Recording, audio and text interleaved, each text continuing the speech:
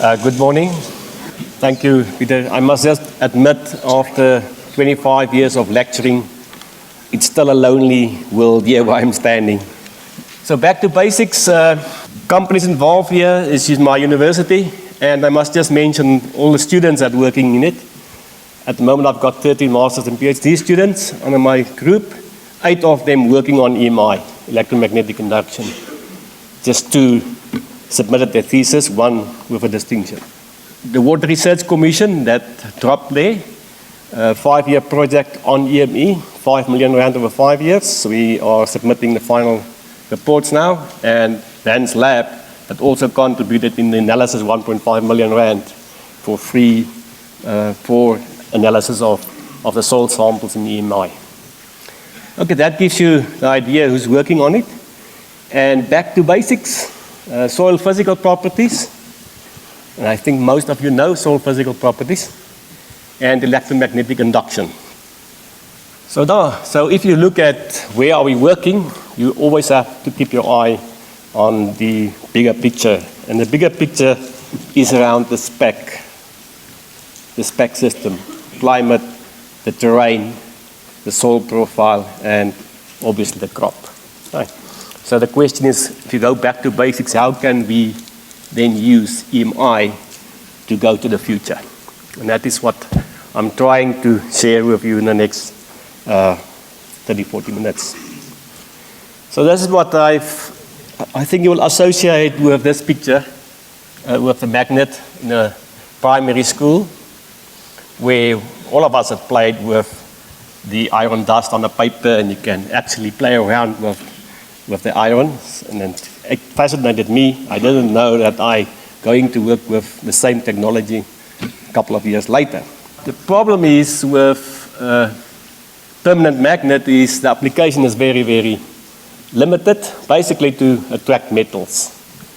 But if you go to the basic law of Faraday, he was the guy in the 80s that discovered electromagnetic fields. When you take a conductor and it carries a current, it will create an electromagnetic field. So that is the basic on it. And if you change the direction of the current, you can change the north and south pole, and the application is so wide. The interaction of electricity and magnetism has led to great advances in modern science and technology. You remember Hertz and Maxwell, those guys all contributed. And even basic laws been derived from here.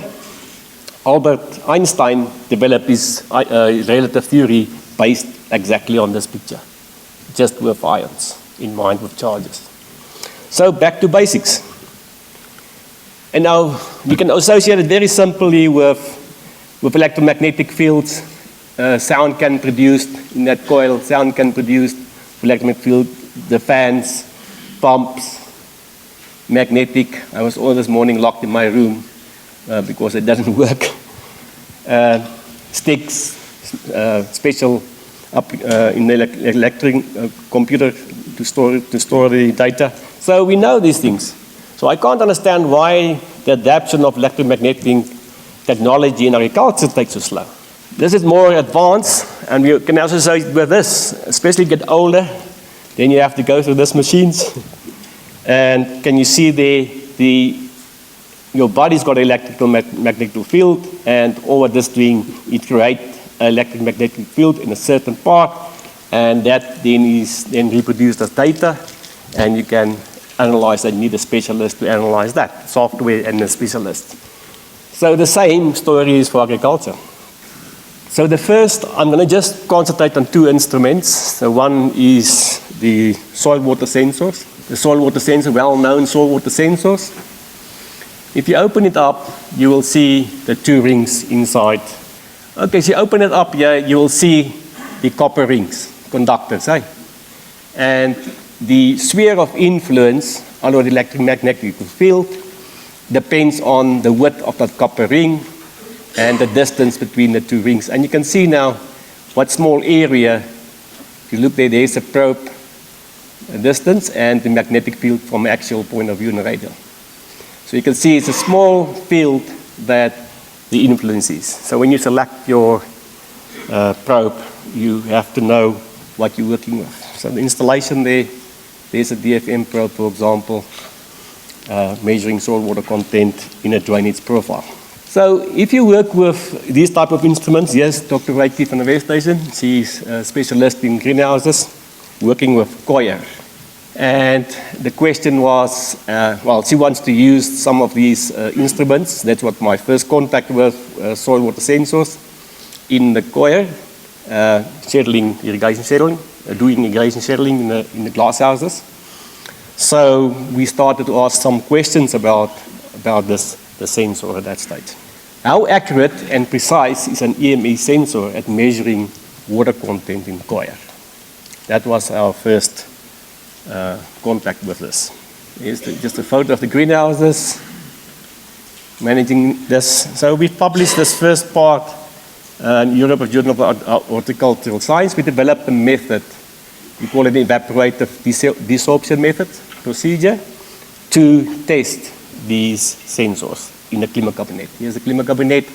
So what we've done, we've packed these cylinders, porous cylinders, with coir, put the instruments in, saturated fully with water using a vacuum, and then hang it on the load cell as it was saturated, hang it on the load cell, and then the water can evaporate, and while it's evaporating, we can measure both the gravimetrical water content and also the instrument reading. So here you can follow the chains of water content, volumetric water content. Otherwise, the density is included here over time, and you can actually measure every hour. And it's a very stable environment, so for the first time, you can actually see now how the instrument, the echo probes, in this case, Decagon, how it performs over time. And you can see from saturation, look there, 0.7, those people who work with water content, 70% of the total soil, coir in this case, is about porous, or 70% saturated. Right? So it's quite high for a medium. Okay, so for every hour, as I said, we've got then the water content and also the reading, and you can correlate that to get a calibration curve. So that was been done, and we've then compared the calibration curve, the measured one, to the predicted one, otherwise using the curves. And you can see there all the stats around it. For accuracy and precision, you have to use these stats. So you can see this instrument is really accurate. I think if you look at the errors, it's like 1 millimeter error over 1,000 millimeters of water. So it is unbelievably accurate. We tested the manufacturer calibration curve, and you can see how far it's out. So it's very simple. For coir, you need to calibrate those sensors if you haven't got it for coir. Oh, and we also developed a rapid method. It was published in Water Essay because this takes too long, calibration process. So the next step was, next set of students worked on this, doing their PhDs on it. How will this test work for soils? This whole procedure, this evaporated desorption procedure. So we started to sample inside this core here. This is the PVC pipe, perforated PVC pipe, and we basically, with a hydraulic jack, push it into the soil so that you can get the undisturbed samples. Very important now. You can't take a soil, because it's about soil structure. You can't take a soil and then pack it and think you are now in the same soil. It's all about soil physics is soil structure. So the same process, but this time I've just plotted the sensor readings with volumetric water content from very dry up to saturation. And we've done it for 8 texture classes, 5 sensors. And you can just see when it gets to saturation, very unstable at that point. You can see there around 0.4, 40% water in that area. So we've published this work in Geoderma, and the next step was to in measurements, we published also some work on what is the influence of soil temperature on the probes, and it's significant. Right? You have to make sure that that probe have a temperature corrected factor in it. And we also look at the temperature sensors, and that was quite accurate for the DFM probes.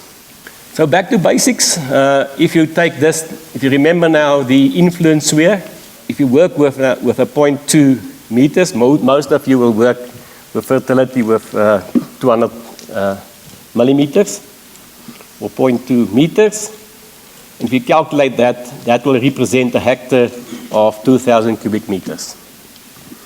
And that is, if it's 1.5 gram per cubic centimeter, or 1,500 kilogram per cubic meter, then it represents 3 million kilograms in a hectare. So now it's a question. See that relationship there? So if I take that little sphere there, which is basically about 1,000 cubic centimeters. So it's very small, and that must represent now on a hectare base 2,000 cubic meters. Is it fair? Is it logic? So the placement of this, I think if you just can install it once, you're going to be very lucky to have a nice reading and all, because there's 6 sensors inside here, and they are all individually, have to be calibrated individually. If you want to do research, right? If you just want to play around, it's okay. But if you want to do research, you have to calibrate now each of that sensors. And now you can see, I don't think it's so bad if you compare it to you guys that work with fertility. From a soil physics point of view, if you do fertility analysis, you take 10 grams in that layer, and here's that almost 1.7 kilograms that we work with in soil physics. You see there, 10 grams, 7 cubic centimeter out, 2 teaspoons of soil, and that should represent that huge area or volume. So that brings us back to basics. And one of my students just completed now a thesis on soil sampling. How important is soil sampling? Not even to mention what's going on in the labs. So if you take 10 grams of soil and you're going to use that now for 100 hectares, you can imagine what you will get out of that. So please, back to basic when we sampling soil. It's so important that you mix that soil, and if you do a composite sample. We can have a look at that later on again, maybe in the future. So I just want to establish that you work actually with a very low amount of soil and trying to do those big predictions for the farmers. Okay, so application for installing that sensor now, probe into the soil, where you can measure then, hopefully you've done a nice job with the installation, because imagine now if there's air voids in here and that electromagnetic field have to move through the air, then into the soil, what readings you will get. That's why when we do the test, we vacuum suck the whole sample. There was no air in that sample when we do the experiments. Look at the application now. So if you can get it right, that the sensor is calibrated, well calibrated for the soil, and you move over to the application of that in applying that for a field, helping you to decide when and how much water to irrigate. I know in the last 15 years, and for Australia is the same, only 30% of South African irrigators are using scientific methods to schedule. And it's the same for Australia. So there's a huge gap in the market if you understand the science to go forward with this. Look at the different sensors, the responses of the sensors. So that can help you really to do your scheduling, the trained upper limit of the field capacity, the lower limit. If you know allowable depletion, where to allow it to deplete, you can actually manage that over time, that whole area accurately. And you can see where the soil is irrigated. So a huge advantage EMI in the practical world. But why is acceptance so low? in agriculture is a big, big question for me. Maybe, hopefully after this, with the electromagnetic fields that's involved and understanding what's going on, that share will go bigger. But I really think it's a huge market that we can explore as service providers. Okay, that brings the question now. Which probe are you going to select? There's about more than 60 out there. You really have to look what brand. Okay, what probe are you going to select? Because that is what is in the market over the whole world. I mean, there's actually more than that. So what we learned this morning is you have to look at the accuracy and the precision of that instrument. Durability, there's all the repeatability, durability, price, services. You need to calibrate that instrument, and the bad news is you have to calibrate each sensor. It really puts pressure on the installation of that probe. You can see now, you have to be trained really to do this. And that makes it also more expensive. Where to install it in the field? Remember now that small area that it represents? You're going to go and put it in, and that's the end of the story. You're probably going to do it 3 or 4 times to get the best point. But I'm going to bring you technology how to sort that out very soon now. Okay, so you can see now, calibration is an installation of probes or a can of worms. If you're not into it, really into it, understand the principle of EMI. So the next instrument I'm going to talk, also EMI instrument, is the EM38. It's a more advanced type of instrument. So there's EM38. It is not new technology. It's old technology, more than 70 years with the geology people identifying structures, geological structures with connectivity.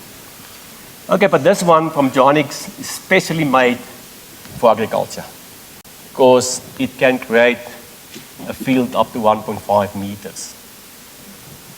Can you see now from moving away from the probes to this one?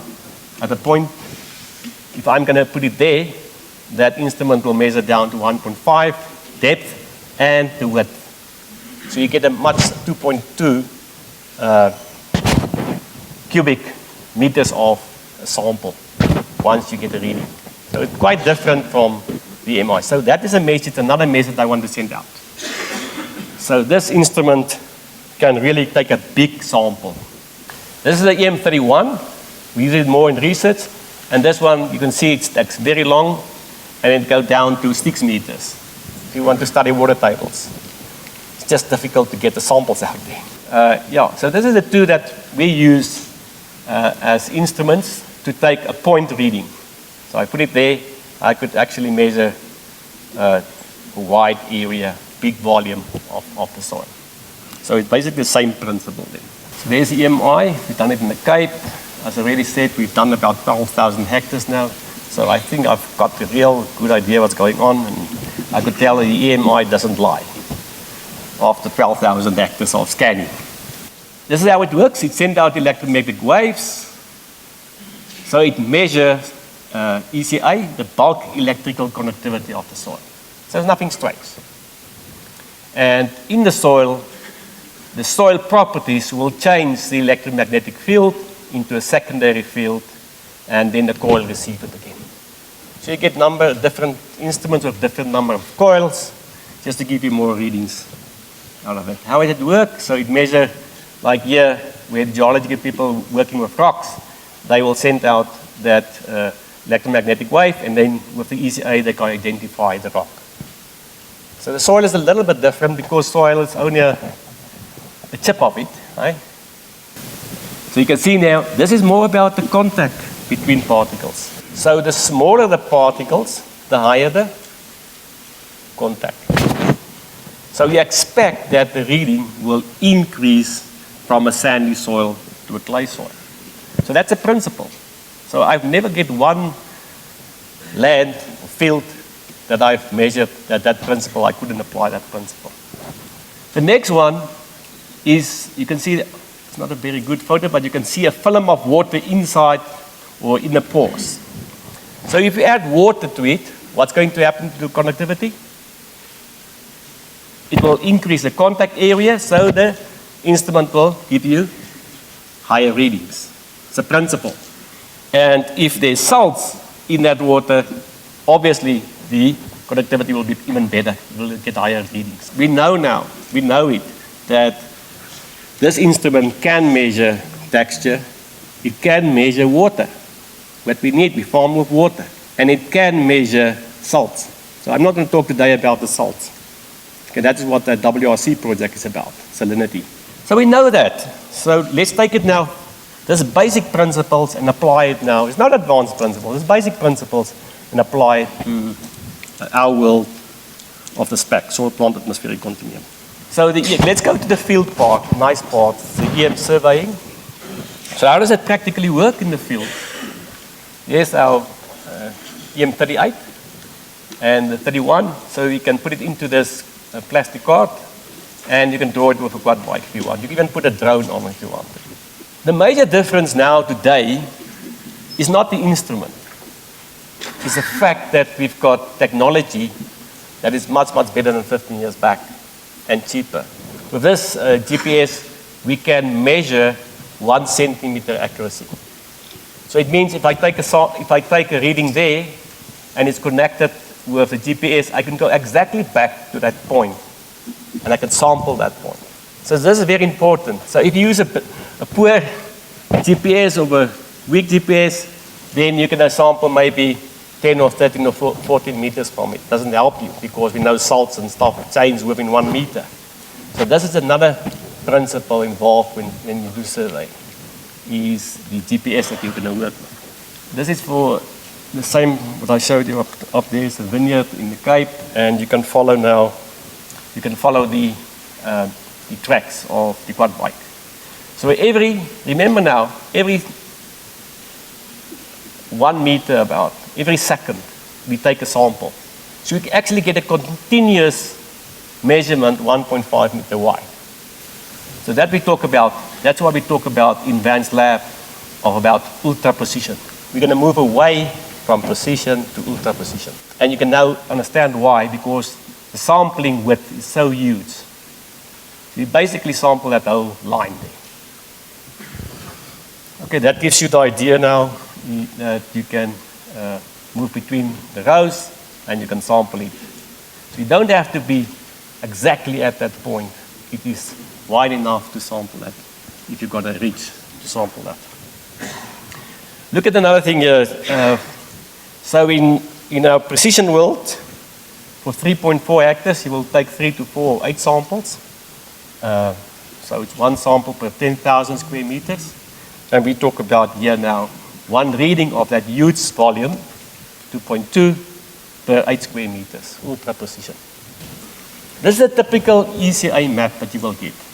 The same with the scanning when you do that CAT scan. That's your first map that you will get. This gives you the electrical activity. This was a pivot in Swaziland doing sugarcane, and this was what. So we know the activity there had to do with what? It can either be clay, water, or salts. Simple as that. Or a combination of that. So you can't just run with the ECA map. You know there is something, but you still have to do ground truthing to find out what you're working with.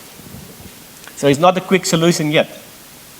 So the next step is, and you can see there all the points there. So in this case, we use 12 points, and it looked at randomly where we're going to go and sample. This is based, the sampling method is also changing. We call it direct sampling, where you put this 30,000 soil samples, ECA samples, put it through software, and the software, based on the geostats, tell us where to go and do the sampling to represent 95% of the ECA variation. So the quite different direction that we're moving to now with soil sampling. So you reduce the number of samples.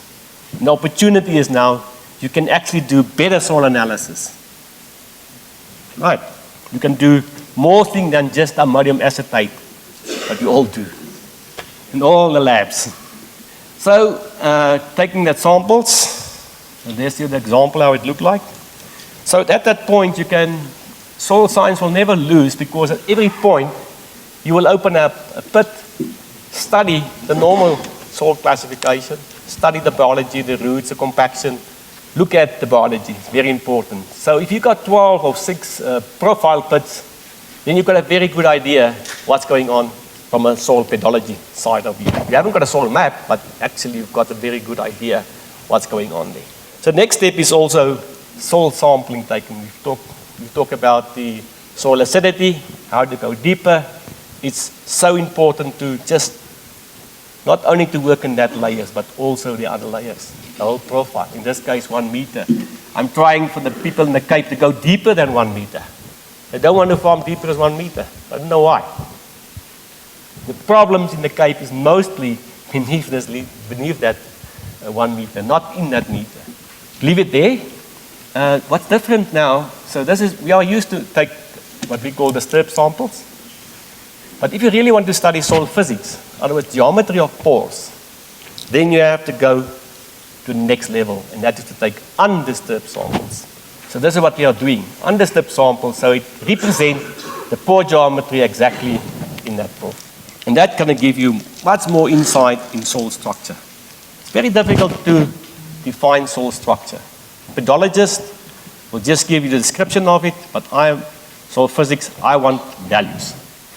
Okay, so this is a typical set of data that you will get when you do your analysis, your texture analysis. There's in this case, 12 points. The 12 point not there because it's rock, in this case. Sand, silt, and clay, nothing strange, and you can see, you can follow it there. And you've got the pictures. What you even can do, you can zoom into that, and you can study the micromorphology if you want, and we've done it in some cases.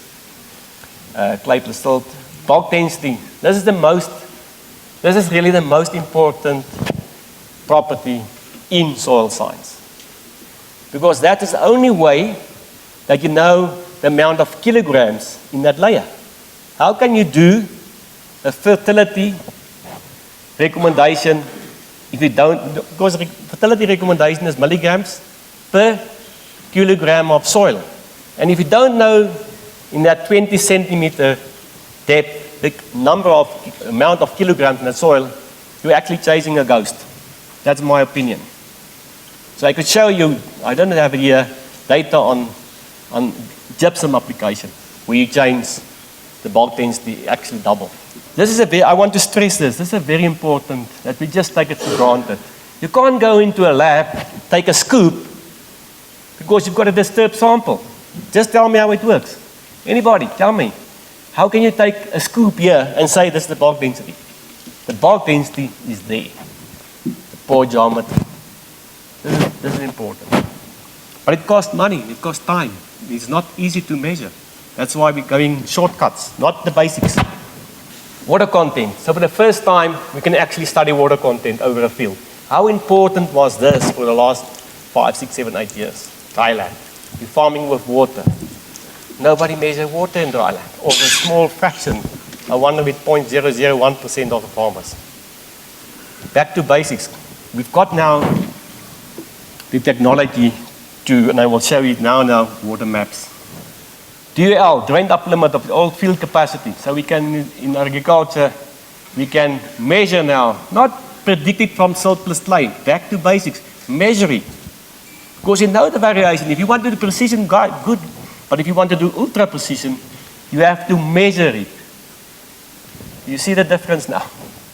Most of us do it going the short way. We'll predict it from silt plus clay or organic matter. But we know, I've done that curve. What is the variation along that line? Ultra precision, you have to measure it.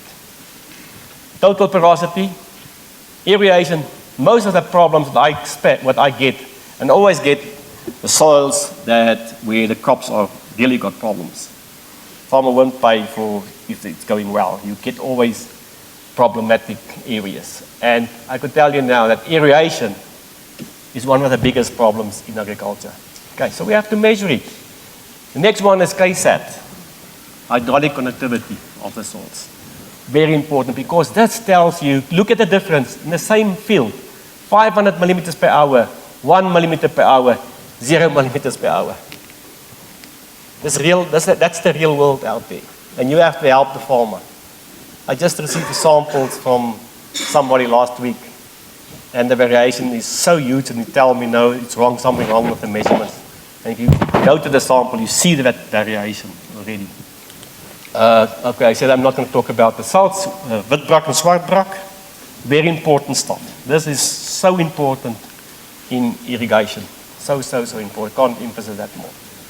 Okay, so this is the first soil water map, just for the top layer, and you can go down to each of these layers. And you can see now it's possible to get water content, not just in one point, but actually over the whole field. Take it further now. You can also get the drained upper limit and plant available water, or what I call the storage water, storage capacity of soils. And for that vineyard block, you can see now the storage capacity, how it differs. This block exists already 15 years. And if we did have better information during the design of that block, we should have basically put it in 2 blocks. Okay, so this technology can help you then with planning of irrigation systems. It can also help you now with probe placement. So you can have a better idea if I want a single point of measurement with that probes, I could decide where to put it here. Much better now to represent a specific zone. The next, because we measure the bond density of the soils, we can actually predict now what is the compaction of that soils as well. Instead of ripping the whole area, you can actually reduce it to that area in this case and tell the farmer, no, you don't have to rip the whole area. Why will you do it? Because you're going to just lose your organic matter and the structure of that soil. And you have to wait another 3 or 4 years to get that structure going. So you can use this technology, saving a lot of diesel and time for that farmer. Next application, clay maps. Last year I was involved with 5 court cases on herbicides, pesticides. And if you don't have a clay map, then you actually haven't got a case, because you have to, most of the chemicals you have to adapt for your clay. Right, and also the physical part that goes along with that for your clay. Right, and also the physical part that goes along with that. KSATs, hydraulic connectivity, so we can produce now maps on that. So in this case, that one in what I talked about in Swaziland, so we can advise them. We know that, I'm not going to it, we know this was Swartbrak, otherwise certification. And at this stage, the yields were still 130 tons per hectare. Very good. But I could predict for them 3 or 4 years from now, that yield is going to go and decrease. So you can actually now help them to budget to drain this area. And you don't have to drain the whole area. So this will help you to reduce a lot of costs, because it's about 30,000 rand to drain 1 hectare. So you can help the farmer to tell them where to drain, what area to drain more effectively. Because you're measuring with the GPS accuracy of 1 centimeter, you actually also provide data for the engineers. They can use the data, and you can see in this case 240 hectares, it was dry land, and 1 measuring point every 76 square meters. So we can predict the drainage lines and say, okay, I think you must start to think about land leveling, contouring, and so we can bring in engineers using this data and to do land leveling. The EMI, back to basic, is not something that is really in the air. I would like you guys to go out, promote the EMI, use the EMI, and the sampling, because of the sampling width and depth that you work with, and so that you can do the spatial distribution of soil physical properties. The next 4 or 5 years, what I'm going to concentrate on is physics, to bring physics and the chemistry together.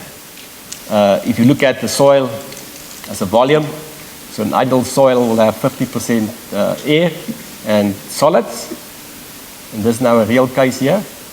Organic matter, clay, silt on a volume basis. So we know now that your CEC depends on the clay and organic matter. Well, because you are sampling less samples, you can actually take a measurement now of the CEC, the storage capacity. If there's more ions than the storage capacity, it means it will go and be stored in the water part. This is very important for irrigation, especially in the Cape with sandy soils. Sometimes the amount of nutrients here, salts or nutrients here, is 3 times more than there. Okay. So if you go, what's going to happen now? There's your drain upper limit, the field capacity. This is your field irrigation capacity, your transmission pores to do the flow of water and air and heat. Very important part of pores. There's your storage pores. So if you move over, if you open the tap and close the tap and you haven't got this picture in mind, then if you go over that point, what's going to happen with the nutrients? You're going to leach it. And that is what part of the reason why I get low pH soils. Because you're leaching the basic cations out of it. You will see that in most of the Cape and high rainfall areas, and also where they irrigate, over-irrigate. My part is now, we are busy with a project with Tribus company in California, developing a probe. The prototype will be very soon with me, where we also measure now the EC of the probe, not just the temperature and water, but also the EC. But that have to go through tests, and I'm looking forward to do that so that we can integrate fertility and water management properly. I just want to say thanks that you were part of this conference or symposium. Thank you.